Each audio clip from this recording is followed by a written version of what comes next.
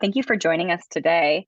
I am Dr. Molly Force with Prosper Natural Health here. I'm the clinical director, and I'm joined by Dr. Rosalie de Lombaert. And we're going to be talking about ketogenic diets today.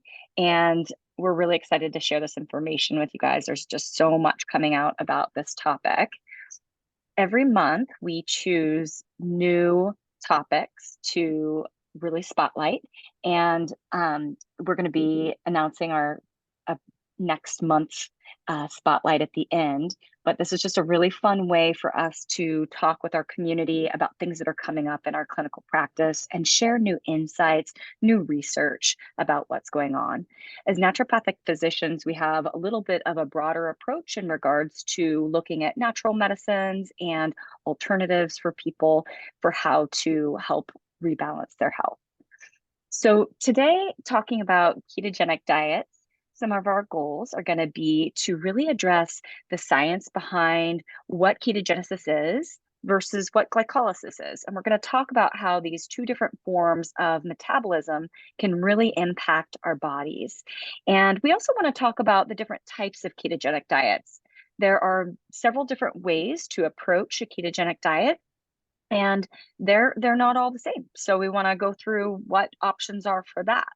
And then also we want to talk about certain illnesses that we know, according to the medical literature, can be improved by ketosis, and then other illnesses that can be really worsened by a ketogenic diet. So we want to make sure you kind of know some of the benefits and some of the risks going forward. So you guys have seen a lot in the media about ketogenic diets. They're quite popular. There's all kinds of splashes, sometimes on your phone or on social media about the goods and the bads of the ketogenic diets. And I think, really the popularity has come into play in regards to the weight loss potential here that the ketogenic diet can provide for a lot of people. And so we want to really weigh it and say, is this really something that's viable?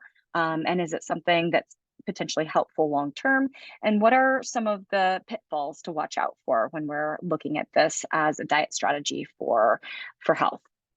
So some of how the ketogenic diet became popularized really starts by us taking a step back and thinking about what has happened to our food system and how we've really chosen to focus on certain sets of foods. So there's been this massive change over the last 100 years due to this industrialization and the ability to really harvest monocrops in large scale. And so what this means is the access food to a lot of foods, and especially carbohydrate rich foods, very quickly and easily for us humans. So our modern human societies are generally relying on glycolysis, which we're going to talk about being this use of glucose and these easy carbohydrates for their metabolic pathway because of the types of foods that we're eating. And when we look back at ancestral diets, that's not typically the case. And especially when we're thinking about seasonally, we're seeing a lot more of a deficit of high carbohydrate rich foods in those winter months and those months that don't have as much of the fruits and veggies available. And so we're kind of adapted to potentially have different ways of metabolizing foods that we're taking in. So we see this huge rise in all these health complications with the industrialization of our food system. So things like metabolic syndrome, you guys have all heard of type 2 diabetes. Obviously, things like obesity and hypertension and even cancer has been really linked to this change in our food system.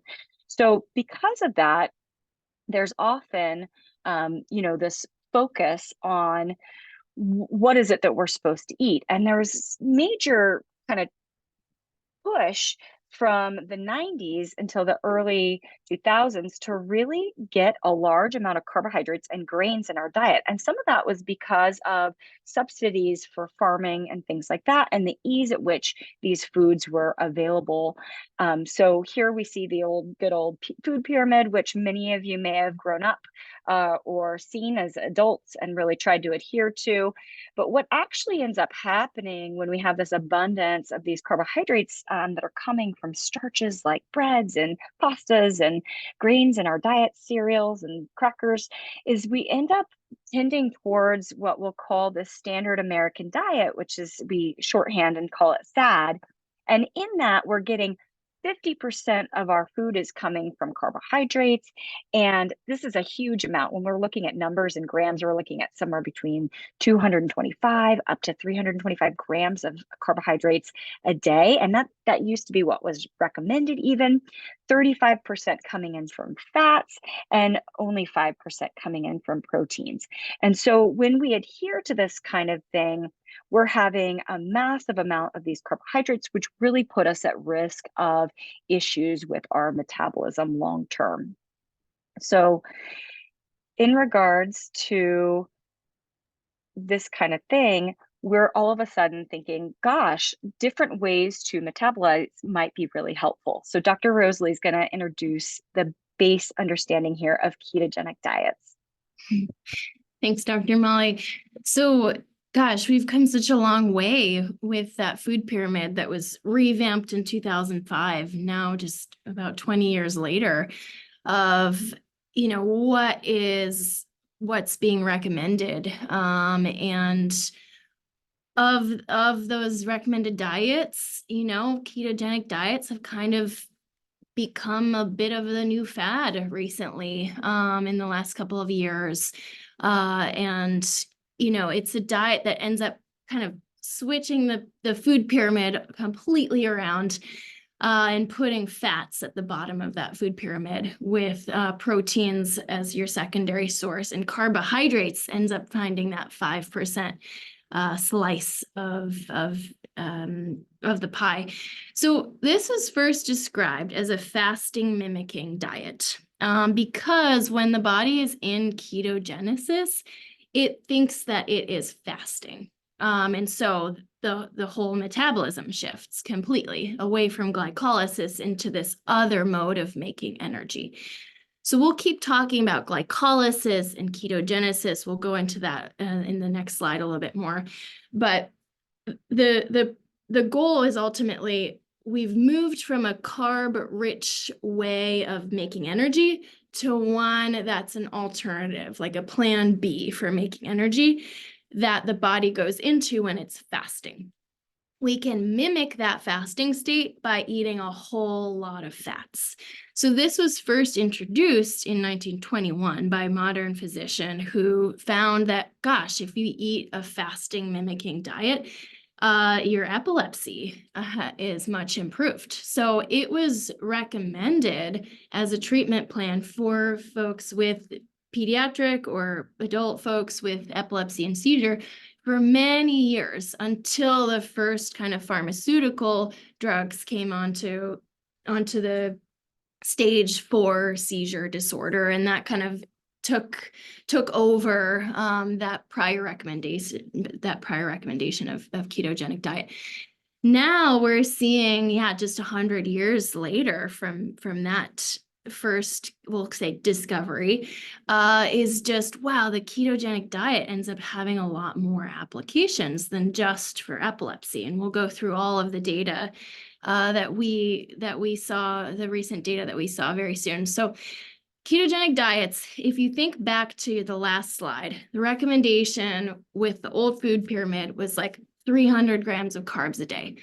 Ketogenic diets really diminishes this down to 50 grams or less. And that's kind of the definition to enter into this fasting mimicking diet. At the end of the day, this is a diet that definitely needs some level of frequent monitoring, especially as you're starting it.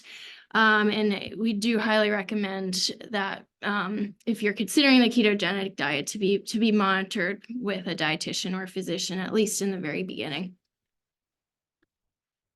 So a little bit about the science of making energy.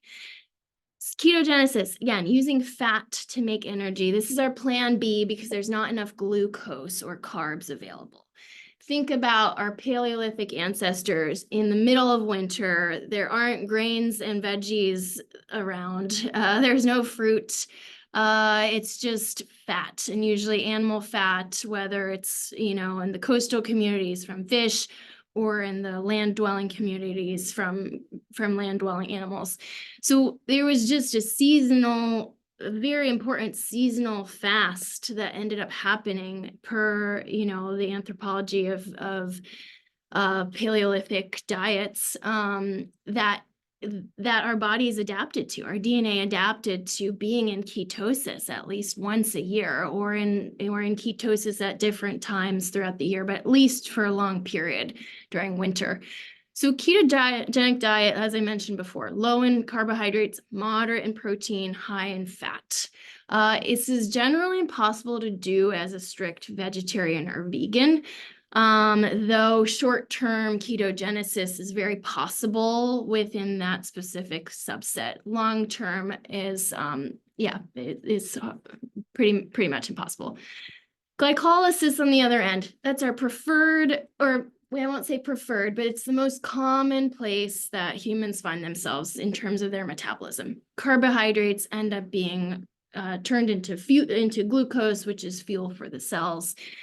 This leads to a lot of glycemic spikes and lulls. You feel hypoglycemic or hangry, and then whoa, you feel like after a carb heavy meal, you just need to rest and lay back. So that's part of being in glycolysis all the time, is just this blood sugar dysregulation. The body ends up being a little bit sluggish in working through blood sugars. So when we go to plan B, when we go into ketogenesis, so either a healthy person who is starting some sort of fast or has drastically changed their diet to include a lot of fat,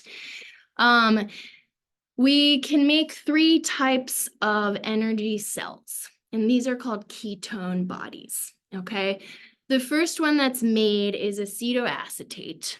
Okay, acetoacetate and beta hydroxybutyrate are the 2 predominant ketone bodies, and they're measured in different ways. In the so we can measure them through the breath, or through the urine, or through the serum, and Dr. Molly will talk about that next.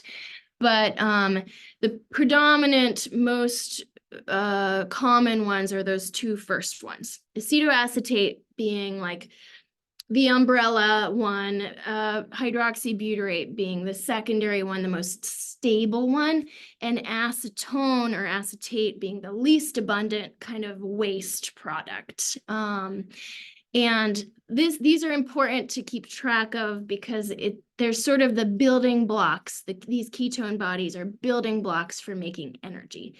At the end of the day, the brain really thrives off of ketone bodies as compared to thriving off of glucose or carbohydrates, byproducts of glycolysis.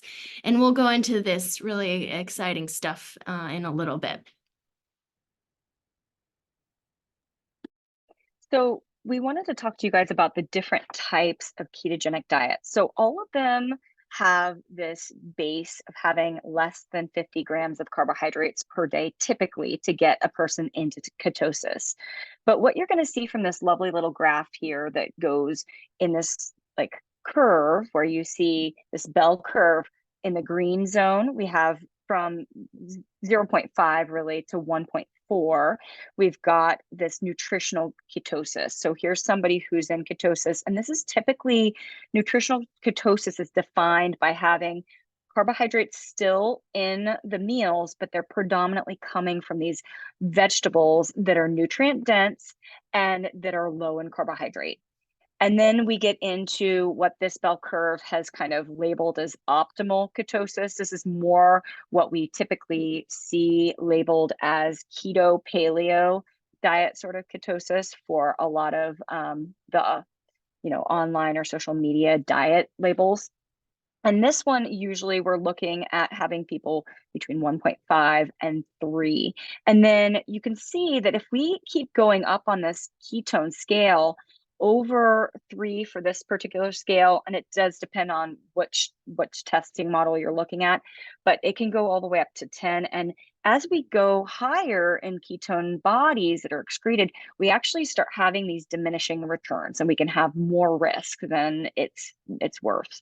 And often we see that with patients who are strictly on like a carnivore diet, where they're having 0 carbs in their diet and their food is completely devoid of plant matter at all. So they're just living off of meat strictly, typically, and eggs.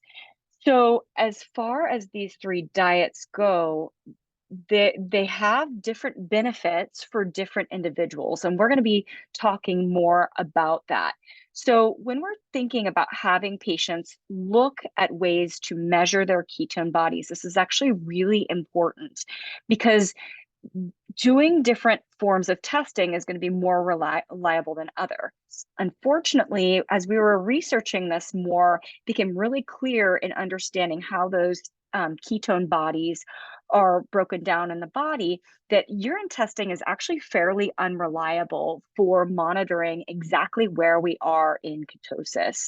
The most reliable is going to be through serum testing. So that's usually typically like a little finger prick.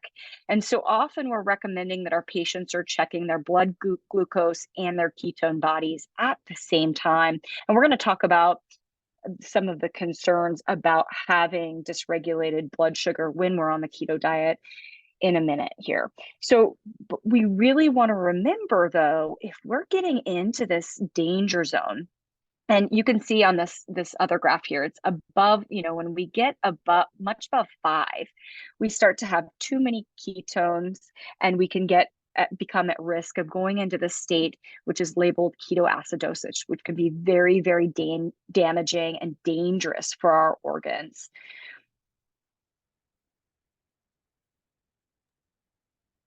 So, we're talking about measuring ketones and glucose because it honestly is really important feedback for patients who are looking to go into ketosis for all of the health benefits that it offers. Here's just a device that I've had a couple patients on this device, looked into it a little bit, and the folks over at Keto Mojo were like, okay, let's give you a code for 10% off. We don't get any kickback from this, but I just want to give you the code in case you do want to try this device over at home for measuring your ketones and glucose. It's a serum test. And I find it to be really helpful for people who are starting in this journey of ketosis. We can probably link that at the very end through the chat as well. So ketoacidosis, like Dr. Molly was mentioning, can be dangerous. And this is the risk with this diet, is that you essentially find yourself in a fasting mode where there's just not enough energy for the cells of the body, despite the body kicking into this ketogenesis mode. So when you don't have enough energy, you're in a fasting mimicking state, and the body is realizing, wow, there's just not enough to make the cells of the body work. This is where it can look very different depending on what your physiology is. For people with normal insulin levels who are not diabetic or have no need for insulin, they can go into ketoacidosis when there's prolonged ketosis. So we're talking months of this diet where their glucose is low, but their ketones are really high. This is not, again, ketogenic diets are not long-term diets for this reason. A diabetic person, someone who needs insulin, has to monitor their levels much more closely, because in their physiology, the insulin doesn't do a good enough job at taking blood sugar from the blood and putting it into the cells, which means that there's high blood sugar, but the cells are still starving, which is also high blood ketones. So it's just, we put in this slide because it's just really important to know the physiology of what's going on with ketoacidosis. And so symptoms include fruity breath. That's that acetone ketone body that's being excreted through the lungs.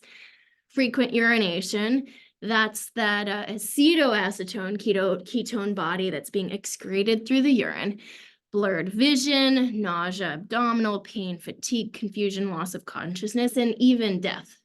So it's just, again, like I said in the beginning, if you're going to start a keto diet, definitely have some measurement device on board and a physician or nutritionist on board as well. Yeah. This slide's for Molly, sorry. I was going to say, yeah, ketoacidosis is no joke. We've had patients who've been hospitalized for it. And oftentimes they'll have some other pre-existing condition, but it's something that's really important to just be aware of and kind of know the signs of. So risks of long-term keto diets. Now, these were things that we really unearthed as we were going through some of the newer medical literature that's out there. And I was, kind of surprised to see some of these others. It makes sense physiologically. We know that there's really established literature saying that hyperlipidemia, so high cholesterol, which obviously increases our risk of cardiovascular disease. It can. It really can be problematic when we're looking at a long-term keto diet because it does increase lipids. It mobilizes these lipids and these fat stores, especially when people are going into a keto diet where they have fat to mobilize and to move. Fatty liver disease, remember the liver is processing so much. It's kind of like our filter, like our oil filter for our body. And it's in charge of processing these lipids. We also know that, for people who are concerned about excessive weight loss or nutritional deficiency, this may be a problem long term in a keto diet because some of their foods that are allowed are so limited. And then if we're concerned about the loss of microbial diversity or an altered microbiome, this can have more of an impact than often we talk about in the medical world. As naturopaths, we're pretty focused on what's going on with the microbiome at this point. But, this is something that we want to be thinking about because as we alter the foods that are coming in, we're altering the food sources for our microbes and kind of shifting who can grow well and who can't. So, depending on the type of ketogenic diet you're choosing and how selective you are with your carbohydrates and your fiber sources that are coming in, that can have a big effect on our microbiome. Common side effects that we hear from patients and is reflected in the medical literature are things like constipation, halitosis, which is that change in the breath because of those ketone bodies that are being excreted through the breath, through the lungs. And then we see increased muscle cramps. And a lot of times that to us is linked to some of these nutritional deficiencies with different micromineral levels being affected. Headache can happen, and that can also have to do with electrolyte imbalance that can happen from this diet. For other people, it's diarrhea, and that to us can be linked to this microbiome shift or inability to break down excess fats that are coming in the diet. And then we also can see weakness, which is often correlated to either nutritional deficiency sort of piece or not having the ability to effectively make the fuel from the fats, which can be an issue for people when they're initiating ketosis, but continues on long term for some people. And then rash is another common side effect that we can see. So populations that should just be absolutely considering really taking a step away from a ketogenic diet include our pregnant and breastfeeding women. The main concern here has to do with nutritional load. Are they going to be able to get their micronutrients that are required for building another human? And then also, we worry about things like weight loss and things like that during those fertile times. And then we also worry about this kind of diet shift for people who are starting underweight or have eating disorders. And disordered eating should really be mentioned here because a lot of times when we start these restricted dietary practices, it can really be triggering for a lot of people who struggle with disordered eating to start with.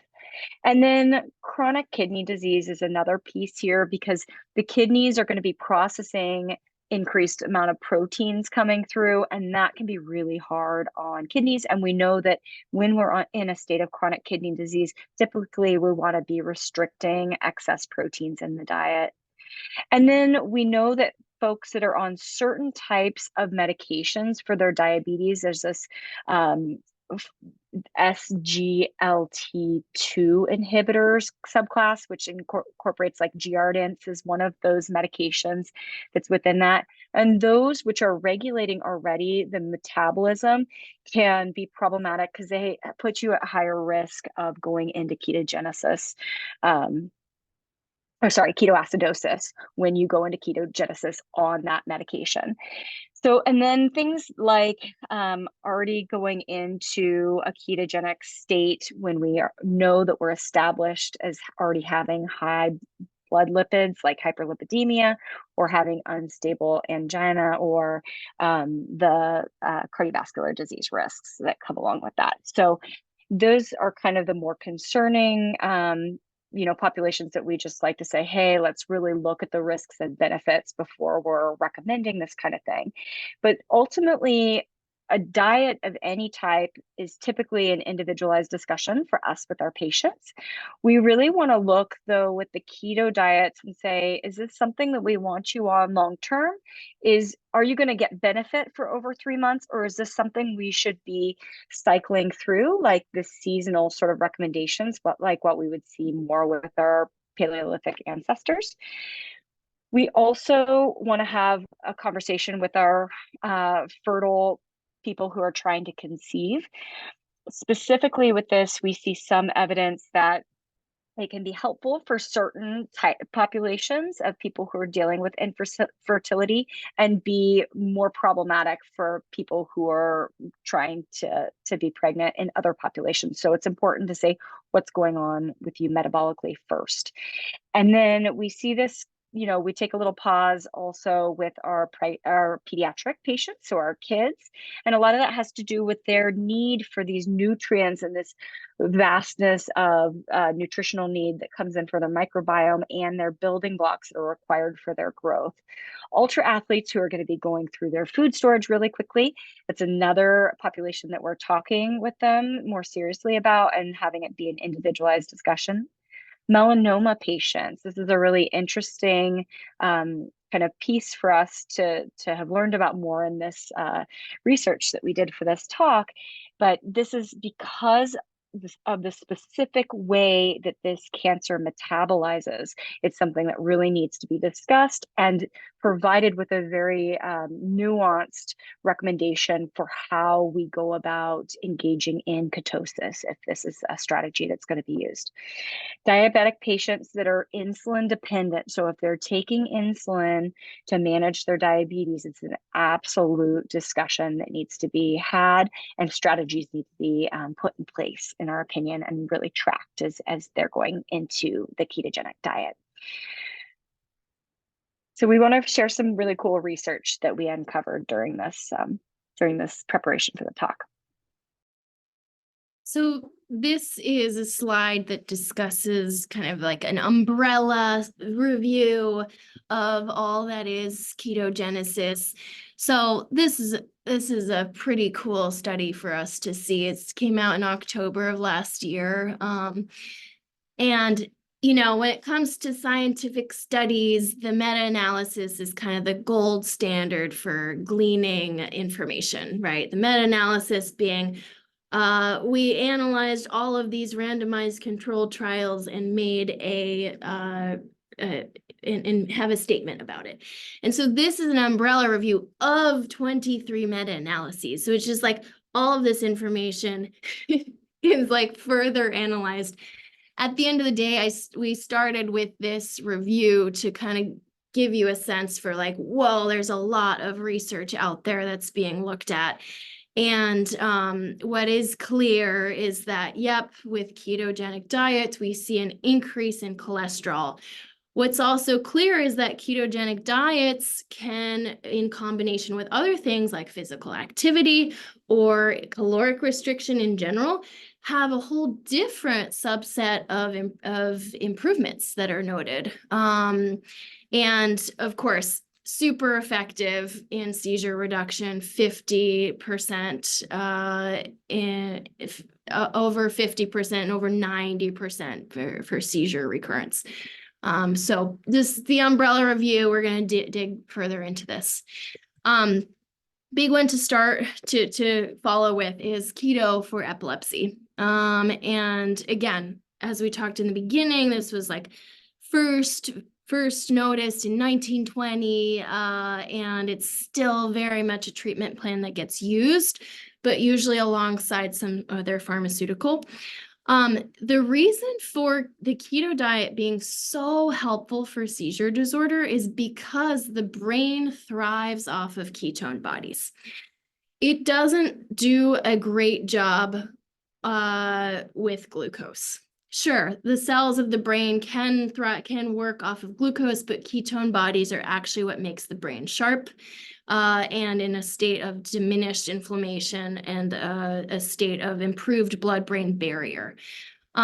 So what's, this is just kind of the start. This is the tip of the iceberg in terms of ketogenic diets being used for neuroinflammation in general, but epilepsy kind of being the first one that was recognized. The next piece that we see, and this is really big right now on social media, in the news, it's just like keto for weight loss. I think that, I read an article that described, the hype for keto right now is just going to balloon in the next 5 years, and that like the food system should be ready for this. And so there's just a lot of interest, both scientifically and also just in terms of popularity. So keto being used for weight loss is really effective. And it's very effective along a bell curve. So very effective in the first 3 to 5 months of ketosis. And then I often and frequently see a plateau that's really hard to continue that weight loss. So if you imagine, again, this is a fasting mimicking diet. So if the body thinks it's fasting, it can do that for a season and know, okay, we're going to go back to our regular way of metabolizing later. If it continues to think it's in fasting state long term, it switches its mode of operation. And that's kind of when that plateau happens. And I often end up seeing during that time with patients clinically at that plateau of weight loss, re-entrance of other tactics and a re-entrance into glycolysis. And I often see secondary to that big weight loss, a big weight gain afterwards.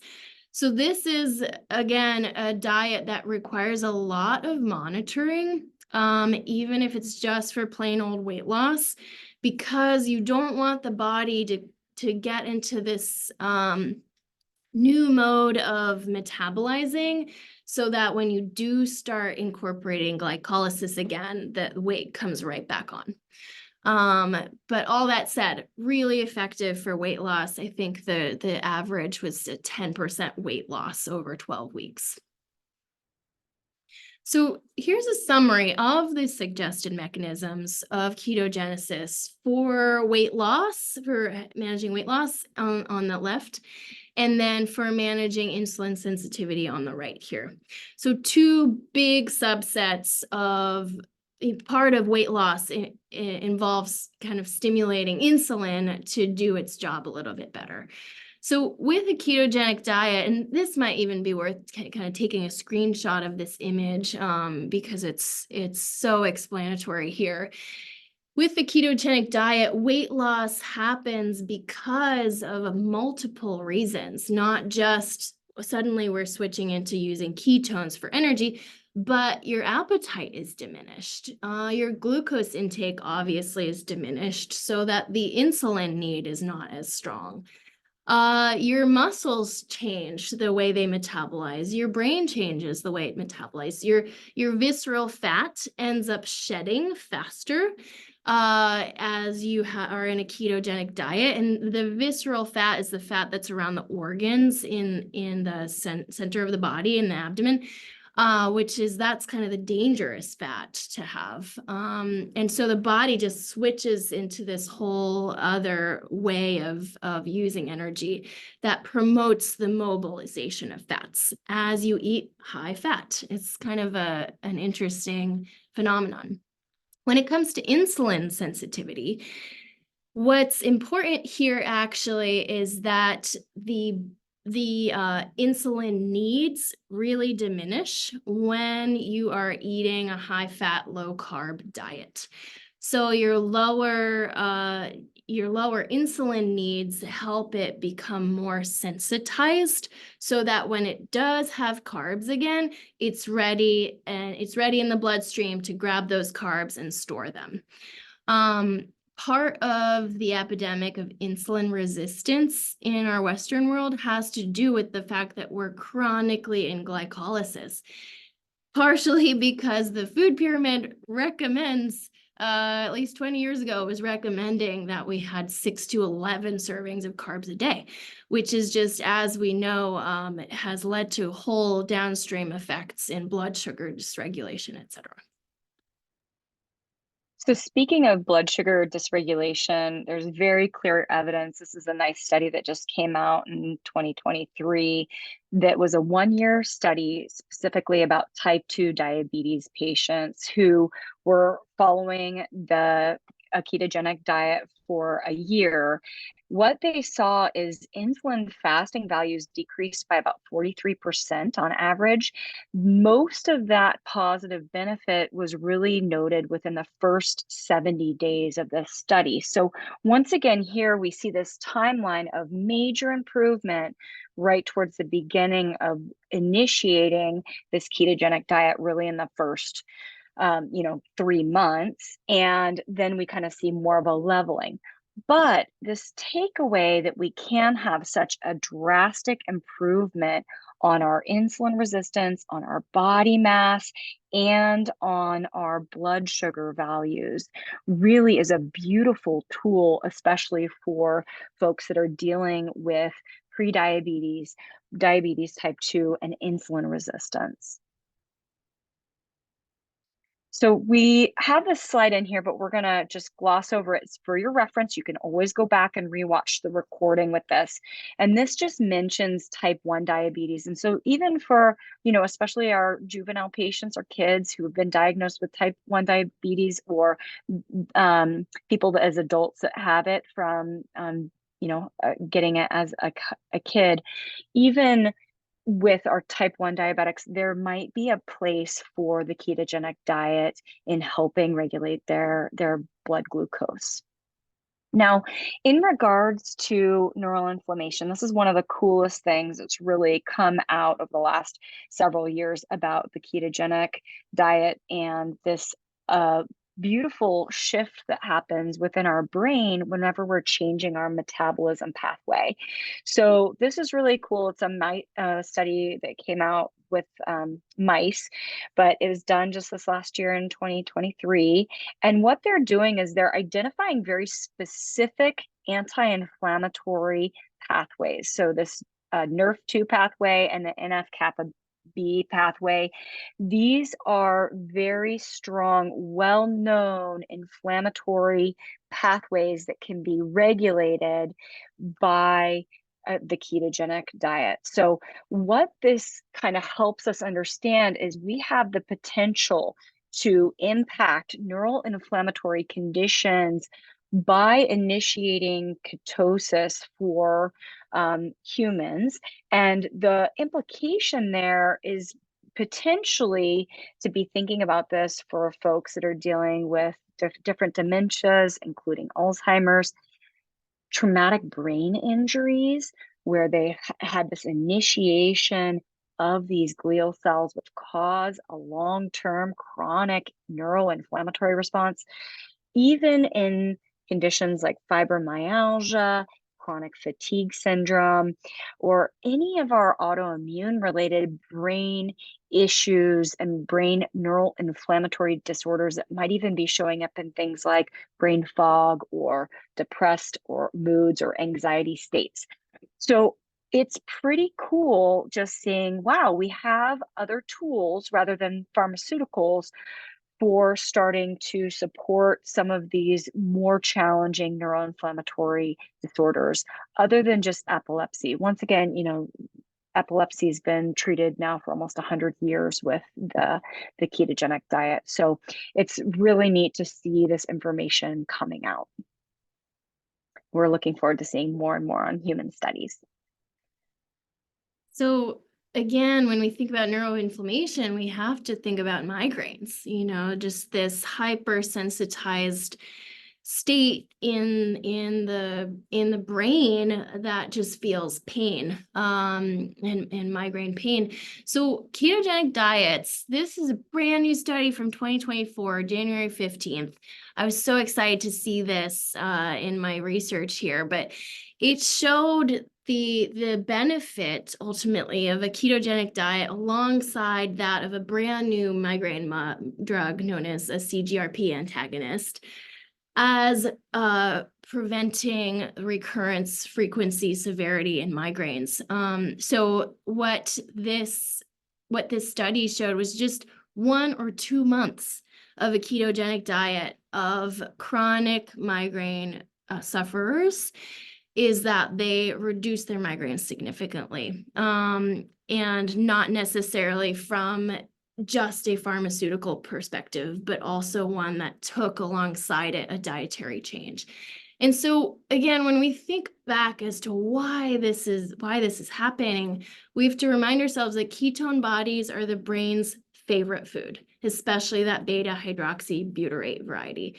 And so that's the one that we measure in our blood with the blood prick test. And so this is a tool that I'm starting to use clinically for even my migraine patients, is just, okay, how do we get you this device so that you know when you're in ketosis, and how the body responds to carbs as compared to fats.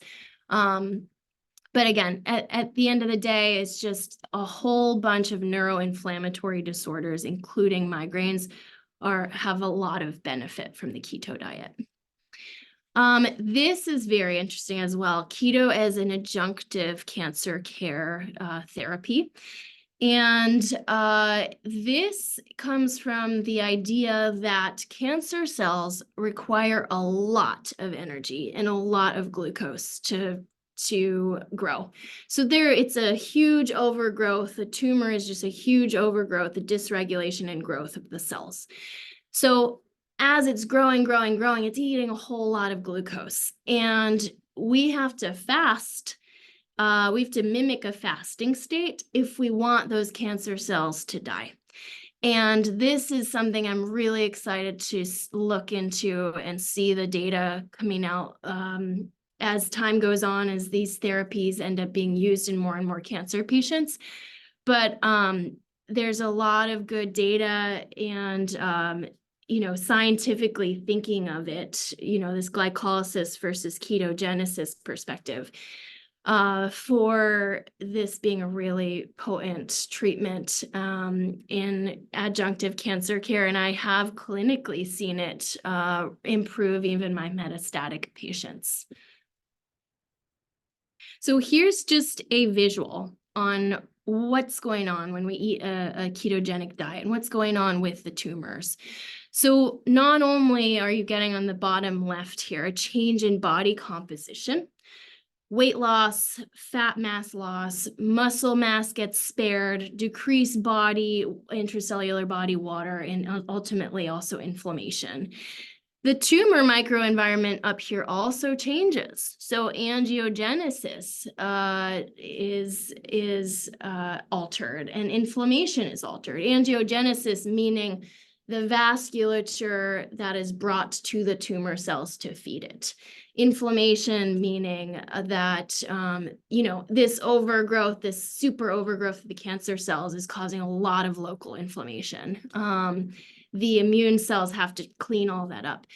The cell growth piece changes, right? They're stunted in their growth. The glucose metabolism is completely turned on its head because we've changed over to ketogenesis. And then most excitedly is this migration, proliferation, invasion piece that ends up being altered. So we're talking about a potential for diminishing metastasis with just a dietary change.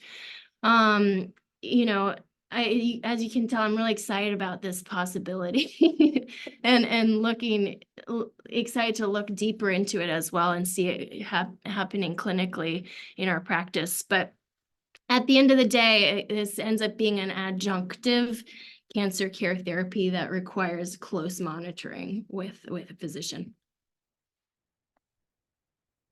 So there's some risks associated with the ketogenic diet that we want to also share.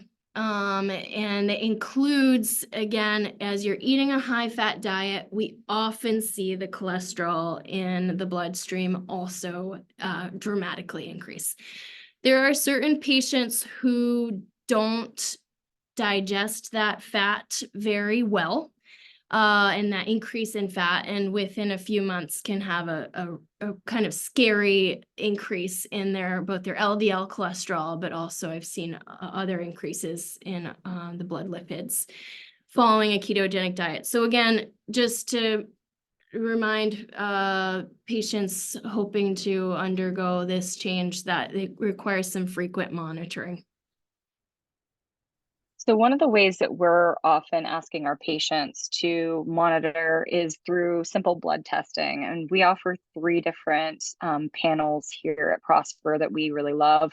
One is our standard wellness panel. This one looks at everything from whether a person is dealing with anemia and what's going on with their red and white blood cells to their metabolic profile, which tells us about organ function. Electrolytes going into something like ketosis can be really important, knowing about kidney function, liver function, and it also looks at the hemoglobin A1C to give us an idea of what the most accurate blood sugar average has been for the last 3 months. It also looks at their lipids, checks a few other items as well as like vitamin D.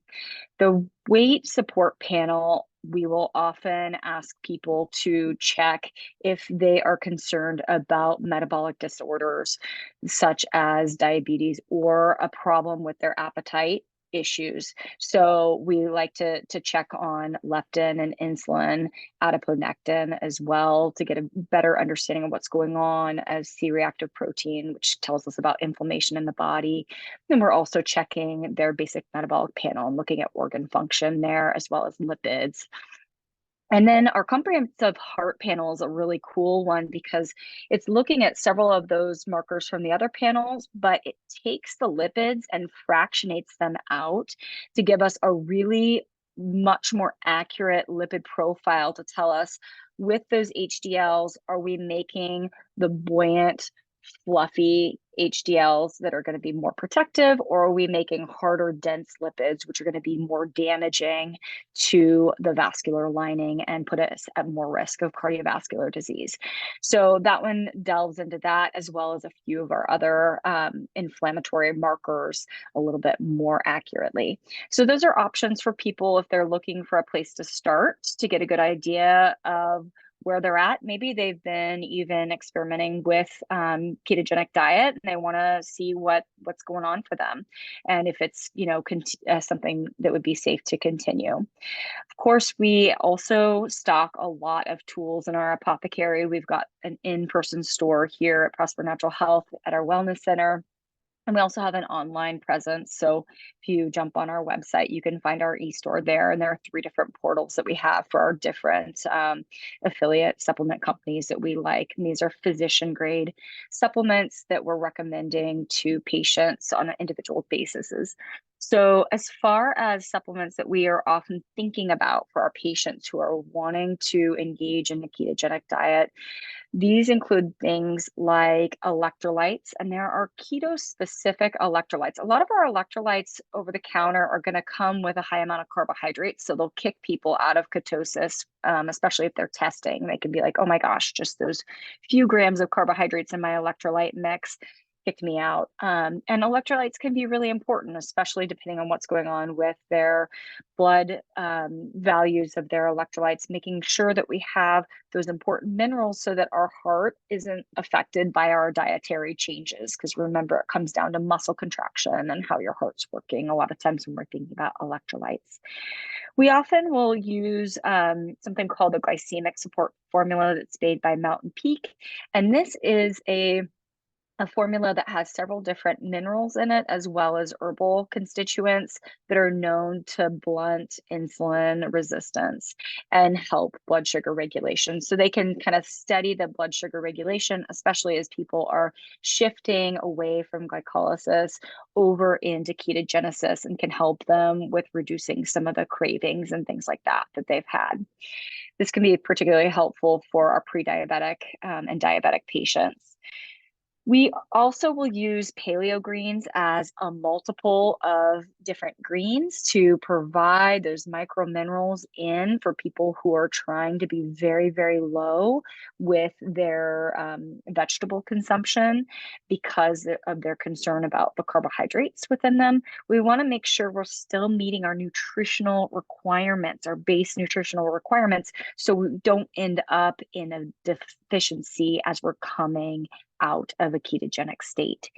Now, the MCT oil, you guys have probably heard about this. It's pushed big time on social media, especially when used with a ketogenic state.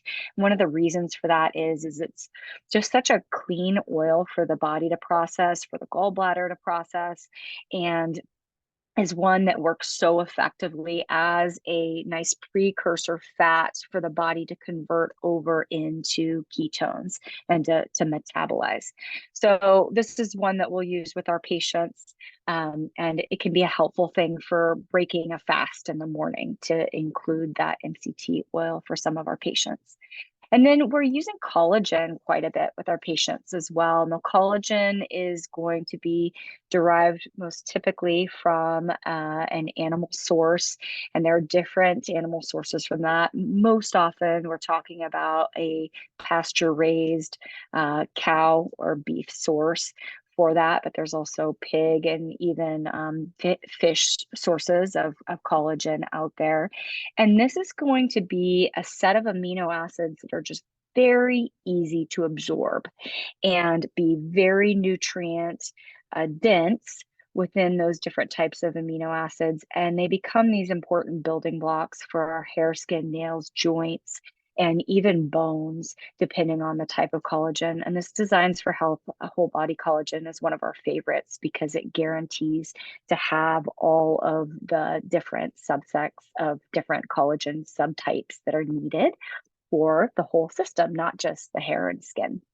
So, as far as collagen goes, one of our favorite ways to use that is in something like tea to help people who are getting hungry in the wee hours when they're switching to a ketogenic diet. The big takeaway we want you guys to have is that the body is always seeking balance, right? And too much of even a good thing can be problematic. So, too much of our quick glucose that provides this great energy for us is not good. And too much of ketosis is also not good. So, we really like to think about this as individualized as far as recommendations for when people should be on a ketogenic diet. The timing of it is really important with what's going on metabolically in their lives, as well as the timeline. This big question of how long is right for me? Am I somebody who should be on a ketogenic diet forever, or should I be taking these breaks? Generally, with most of our patients at this point, we're kind of starting to talk to them about doing kind of a mimicking state of varying between ketosis and glycolysis because it allows the body to have that important variation, protects our microbiome as we're doing this, and also protects our nutrient levels because we're able to provide that variety and helps the body not learn one state and then be shocked whenever it's put into the other metabolic state. So, very important to remember that the ketogenic diet, of course, has risks. Making sure you're checking your lab work, making sure you're following, particularly lipids, is a very simple thing to be checking when we are in a state of ketosis for a longer period of time, and making sure that our liver isn't getting too overstressed by the amount of lipids that it's having to sort and causing high cholesterol issues. This takeaway of, this nutrient density that we have whenever we vary our nutritional state out of ketosis and in glycolysis really ends up meaning more energy for our cells, more cell fuel. So mitochondrial health is really the big benefit that we get from having nutrient density. So oftentimes when we're thinking back to those three different main types of ketogenic diets that are structured, Dr. Rosalie and I here at Prosper are often really suggesting more of a nutritional ketosis, especially if somebody has been on more of a paleo style keto diet for 3 months or so. So we want to start adding those vegetables back in that come with that critical fiber and the critical nutrients. And remember that fiber diversity in our diet really means that we get microbial diversity for our good microbiome. And that affects so much the immune system and more. We have a whole talk just on that. And we have a whole talk just on mitochondrial energy. So check back in our prior talks if you guys are interested in those pieces and the science behind those. Our next talk is going to be all about histamine. We have a lot of questions coming in about a low histamine diet and what histamines do to our body. We figured it was a good time in April with the pollen and all the blossoming of the flowers that is going to be happening. So, especially because histamines can affect allergies, allergy response, this will be a good one that'll be on that second Thursday of April. So we do have some questions we want to go over as well. Feel free to write anything in the chat if you have questions. Dr. Rosalie, I'm going to take this first one here. There was a really good question specifically about our reference to more of our Paleolithic ancestors. And the question was in regards to their fat intake. And think this question was saying, wild game doesn't have a whole bunch of fat unless it's a marine mammal. And where were our ancestors kind of getting this fat from? And my initial answer to that question is, and what I've seen in the literature is, our ancestors were eating a lot of organ meats and a lot of brain, and brain has a lot of fat, and so do some of the organ meats. So they were getting a lot more of that than we were, and they were cooking down bone. They often would have bone, boiling in a pot, and they were eating that marrow, which is essentially like bone butter is kind of the way I think of it. It's very high in fat.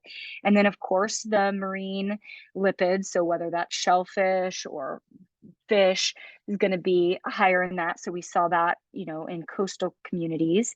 And I also would say for over those colder months, there was a lot of storage of nuts and seeds that were higher in fat. So that would be, my understanding of where most of those fats were coming from. But we definitely see the seasonal decrease in the very nutrient high glucose rich foods that are coming in. Of course, some of the some of the berries and fruits are going to be dried and continued on during those colder months, but maybe not as much. So a lot of caloric density coming in from those organ meats for sure.